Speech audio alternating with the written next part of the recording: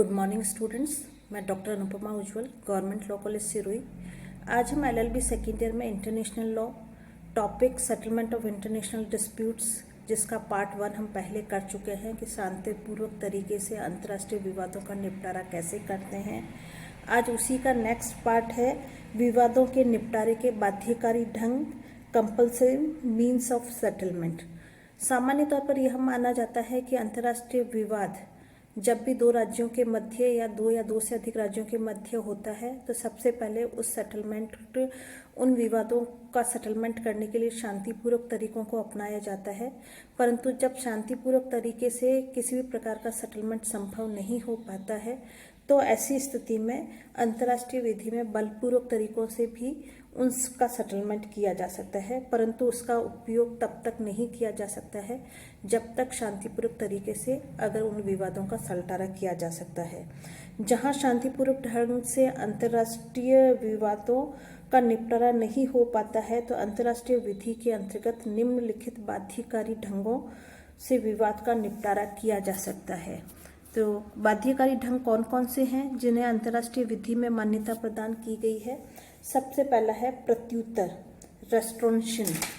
प्रत्युत्तर के अंतर्गत अगर कोई प्रत्युत्तर का तात्पर्य होता है, यह एक बदले का उपाय है, जवाबी कार्रवाई कहा जाता है। यह कुछ सीमा तक जैसे को तैसा से संबंधित माना जाता है। जब एक राज्य द्वारा अन्य राज्य के साथ असमानता या अशिष्टता का व्यवहार किया जाता है तो दूसरे राज्य को भी उसका प्रत्युत्तर उसी रूप में देने का अधिकार होता है, परंतु इसमें कुछ विशेष कार्य ही है जो किए जा सकते हैं। जैसे राजनीतिक विशेषाधिकारों को समाप्त किया जा सकता है, आर्थिक सीमा शुल्क लगाए जा सकते हैं, उनकी वापसी ली जा सकती है और राजनीतिक संबंधों को समाप्त किया जा सकता है। ये कुछ कार्य है जो प्रत्युत्तर में किए जा सकते हैं और यह तभी किए जा सकते हैं जब एक राज्य के द्वारा अगर ऐसी कार्रवाई की गई है तो उसके जवाब में दूसरे राज्य के द्वारा भी वह कार्रवाई की जा सकती है। इसका एक एग्जाम्पल सितंबर 1981 का है, जब भारत में अमेरिकी दूतावास में राजनीतिक सलाहकार के रूप में जीबी ग्रिफिन की नियुक्ति भारत ने स्वीकार नहीं की थी, क्योंकि भारत उसकी नियुक्ति को अपने राष्ट्रीय हितों के विपरीत मानता था।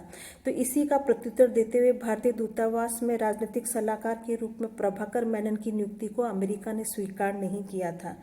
इसी प्रकार के कार्य जो है वह प्रत्युत्तर में किए जाते हैं कि या तो आर्थिक आधार पर किसी प्रकार की सुविधाएं वापस ली जा सकती है, या राजनीति के विशेषाधिकार समाप्त कर दिए जाते हैं, या राजनीतिक संबंध समाप्त कर दिए जाते हैं।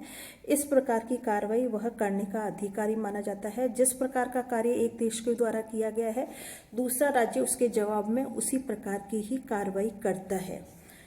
उसके पश्चात दूसरा है आपका प्रतिशोध, जहां प्रत्युत्तर के द्वारा समस्या का समाधान नहीं हो पाता है तो राज्यों को अंतर्राष्ट्रीय विधि के अंतर्गत प्रतिशोध का अधिकार प्राप्त होता है। प्रतिशोध जो है इससे थोड़ा आगे का पार्ट माना जाता है। इसका उद्देश्य होता है उपचारी राज्य को रोकना या उसको आगे आने न देना, उसको उस कार्य को रोकने के लिए विवश करना।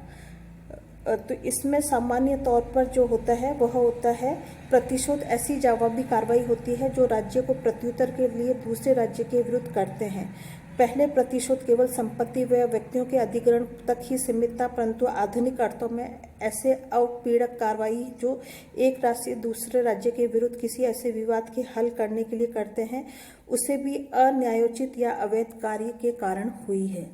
सामान्य तौर पर यह माना जाता है कि जब भी कोई प्रतिशोध की कार्रवाई की जाती है उसमें प्रतिशोध का प्रयोग उसी समय किया जा सकता है जब अन्य किए गए समुचित उपाय असफल हो जाते हैं। तो अगर कोई भी अन्य उपाय असफल हो जाते हैं तभी इस कार्रवाई का प्रयोग किया जा सकता है। दूसरा, प्रतिशोध केवल उपचारी राज्य के विरुद्ध ही किया जा सकता है।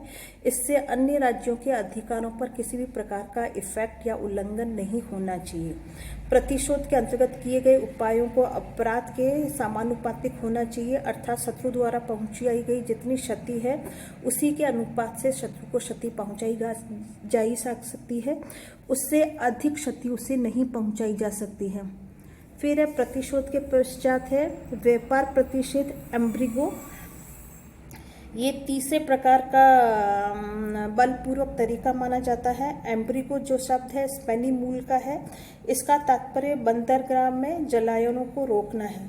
सामान्य तौर पर यह माना जाता है कि जब कोई भी जलयान किसी भी प्रकार की संपत्ति या किसी भी प्रकार का सामान जब विदेशी राज्यों को लेकर जा रहा होता है या शत्रु देश की मदद पहुंचाने के लिए वह ले जाया जा रहा होता है, तो युद्धरत राज्य के बंदरगाह में शत्रु के व्यापारिक जलायनों पर उन पर लदे माल को स्थायी तौर पर अधिग्रहित कर दिया जाता है, ताकि वह उस युद्धरत देश या शत्रु देश के पास न पहुंच पाए जिसकी मदद से वह उसको किसी भी प्रकार का कोई भी प्रभावित कर सकता है। तो उसे जलयानों को आने जाने पर रुकावट लगा दी जाती है। उनके तटस्थ देशों के उन जलयानों को यह प्रतिबंधित लगाया जाता है कि शत्रु देश में न जा सके और शत्रु के लिए माल न ले जा सके।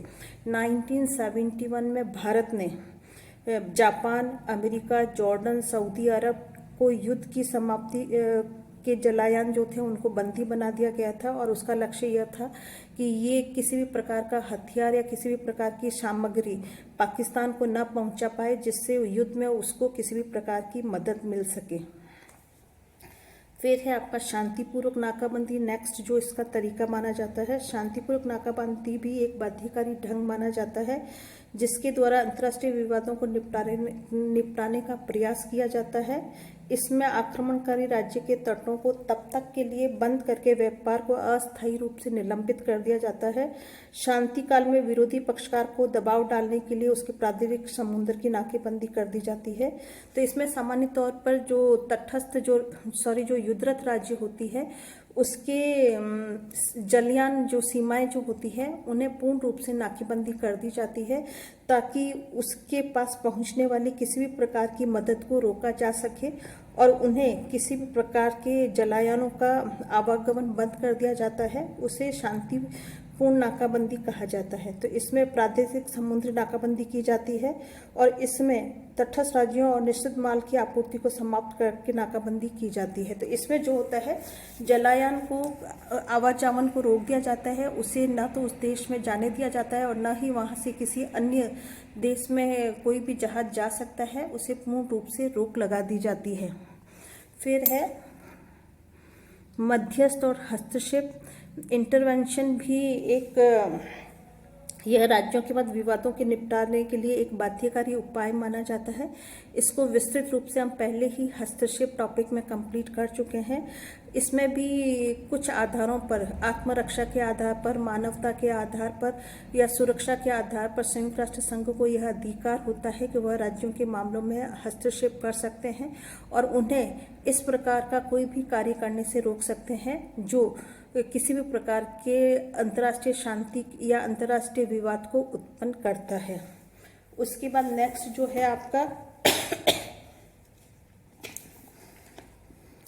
संयुक्त राष्ट्र के अंतर्गत अंतर्राष्ट्रीय विवादों का निपटारा। तो सामान्य तौर पर यह माना जाता है कि यदि अंतर्राष्ट्रीय शांति व सुरक्षा को खतरा होता है तो संयुक्त राष्ट्र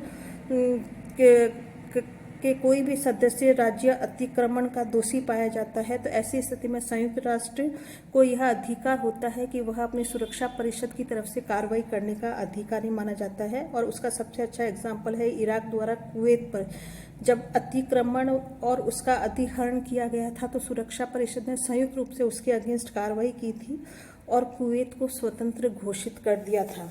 तो इस प्रकार हम देखते हैं कि जब भी दो या दो राज्यों के मध्य किसी प्रकार का कोई भी अंतर्राष्ट्रीय विवाद होता है, तो ऐसी स्थिति में उन अंतर्राष्ट्रीय विवादों का निपटारा वह है शांतिपूर्वक ढंगों से ही किया जाना चाहिए।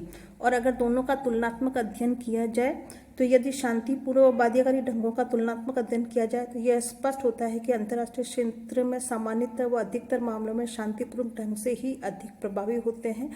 और इसके दो मुख्य कारण माने जाते हैं। फर्स्ट है प्रभुत्व संपन्नता की धारणा और अनुशासन लागू करने की दुर्बल व्यवस्था।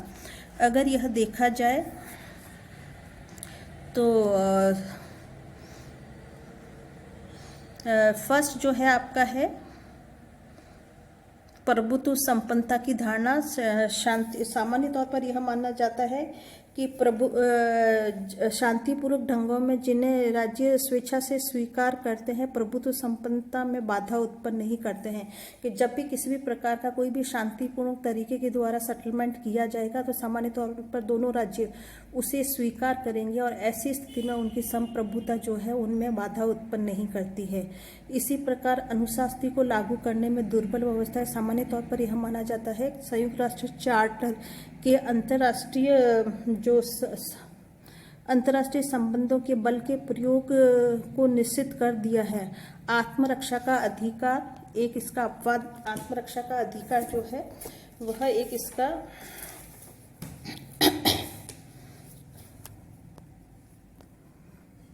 प्रयोग की कई सीमाएं हैं। सुरक्षा परिषद के स्थायी सदस्यों के अपने मतभेदों तथा असहयोग के कारण बहुधा सुरक्षा परिषद सामूहिक कार्रवाई करने में असमर्थ रहती है। सामान्य तौर पर यह माना जाता है कि सुरक्षा परिषद के जो मेंबर्स हैं जब तक पूर्ण रूप से सहमत नहीं हो जाते हैं तब तक वह सामूहिक कार्रवाई उनके द्वारा अगर की जाती है तो वह असमर्थ रहते हैं, सक्सेसफुल नहीं होते हैं। जहां तक अंतर्राष्ट्रीय विधि के पीछे अनुशासनी का प्रश्न है, इसे लागू करने की व्यवस्था बड़ी दुर्बल है। साधारण शांतिपूर्ण ढंग ही अधिक प्रभावकारी सिद्ध होते हैं, परंतु जब सभी सदस्य सुरक्षा परिषद के सभी सदस्यों के सहयोग तथा उनके द्वारा निर्णय सर्वसम्मति से होता है तो उनके द्वारा अगर संयुक्त राष्ट्र द्वारा घोषित अनुशासनी प्रभावशाली सिद्ध होती है। खाड़ी युद्ध 1991 में कुवैत को स्वतंत्र करवाना इसका एक अच्छा उदाहरण माना जाता है। तो सुरक्षा परिषद के सदस्य जब किसी भी प्रकार के कोई भी डिस्प्यूट होता है और उसमें पूर्ण सहमति से जब तक कार्यवाही करने के लिए सहमत नहीं होते हैं तब तक उनके द्वारा जो भी व्यवस्था की जाती है वह दुर्बल ही रहती है।